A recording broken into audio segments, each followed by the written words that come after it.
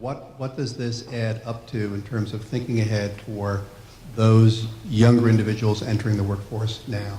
What we've seen early hiring, early indications of improvement in recent graduate hiring.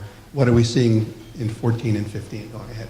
So what we see right now is a mismatch nationally and also locally. There's strong demand for some job categories, but it's very specific. So if you've got tech skills, you're in high demand and you can write your own ticket and you can pretty much decide where you want to live. If you're graduating, not to strike home, Chris, if you're graduating with a BA in literature, it's going to be harder, but I think it always has been. So it's the skilled group. The kids pick up accounting skills as they go through. Accounting is hiring, but they need skills. And so kids who take part in workforce development programs as they go through the college experience are probably ahead of the game.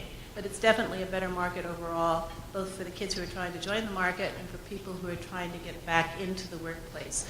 The stigma of being out, everybody's been out at this point. It's no longer a stigma. It's like, what skill set do you bring? Yeah, my question kind of tags on Chris. You talked about job growth, but you didn't mention, or I didn't see anything about the growth of the labor force. Are we all retiring in Fairfield County, or are there people out there willing to work and looking for jobs? So the labor force has been contracting because people were dropping out and that's why I showed a table of 25 to 58 people, ages 25 to 54. They simply dropped out. Normally they'd be in the labor force. As the market begins to pick up more and become a little bit more robust, I think we'll see a pickup in the labor market as well. People will say, gee, it's not hopeless, I'll look for a job and maybe I'll find it. So going forward, the unemployment rate might not come down as fast because we can have a lot of people who suddenly say, gee, I've got a chance to work, and they really do want to work. I think we'll see a pickup in the growth of the labor force, not so much because of 21-year-olds entering the market, but because of this large number of 25 to 54-year-olds who now feel there's a chance of finding a job, and they'll be out there looking. So for the time when they're looking and they don't find it, they'll be counted in the unemployment rate. Rae, we haven't talked much at all about taxation, and I was curious if you could speak to, say, the ratio of revenues available for taxation. I'm sorry, the amount of tax collected at the federal level compared to GDP, maybe over a period of years. Well, I can't speak to the exact numbers. I didn't come prepared for that. But if your question is really trying to get at the budget crisis and the inability of Congress to come to a consensus for quite a period of time, you can go back to the comments that Bernanke made, which is longer term, we do need to rethink how we spend, and we do need cutbacks. But what he tried to emphasize to Congress was that extremely large cutbacks during the worst recession since World War II is the wrong timing. So if your question is relating to longer term, the budget issues, there was no question that there needed to be some reduction. It was a question of timing, where you concentrate it and where you start it. Rae, can you speak to the changing demographics of the labor force and the implications both for business as well as economic policy?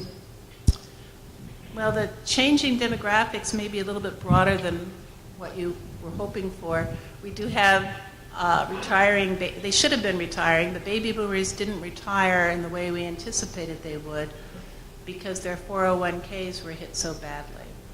So we're likely to have older people in the workforce a little bit longer, and they will be competing with younger groups who work differently, who are on the cell phone through much of the meeting. So there will be some learning from the different age groups and some push for greater tolerance, I suspect. Was there a question? So Janet Yellen is now in. Could you comment both from the broad perspective, if you expect any near-term changes in how she runs things, but also, if you can, personally as a woman at the Fed, does this mean anything culturally, internally there? Janet Yellen is known as an Iron Lady. She looks like this little old grandmother, and she's quite the Iron Lady. She's a Brooklyn girl, and she and Bernanke and Bill Dudley were extremely close. And she has said, Bernanke said there'll be no change, and Janet Yellen has said there'll be no change. There's been a very strong push for greater transparency. So the Fed as an institution, years ago, I know that security firms had algorithms to pull apart the Fed statement after a Federal Open Market Committee meeting to try and understand it and say on balance what it meant. Today, there's every effort to make that as clear as possible. And so there would be no change from Bernanke to Janet, because we've tried extremely hard to be as transparent as we can, although it gets hard sometimes when you do economic jargon speak. It's not opaque for everybody. And so there wouldn't be no policy change. The intent is to be as transparent and not surprise the market. And I think we're getting better at it. Is that a question? There seems to be a rising trend in the political discourse about the haves and the have-nots and the lack of growth in the middle class. How do the numbers that you're working with support the arguments for either side? Well, the numbers that I showed you on that high skill, low skill support it, because there have been greater returns to those with higher skill, and higher skill usually goes with a BA or a graduate degree.